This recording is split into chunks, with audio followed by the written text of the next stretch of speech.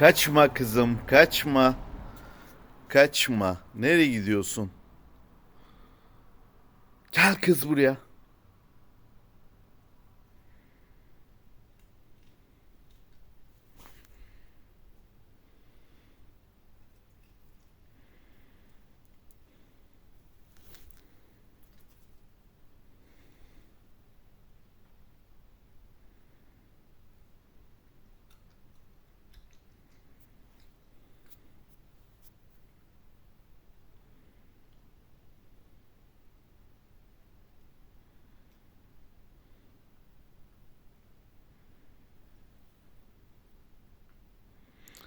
Gel kız, gel.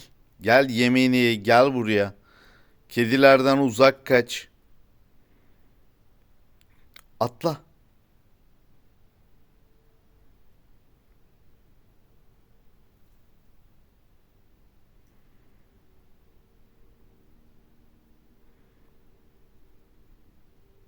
Aferin, ye yemeğini. Aferin.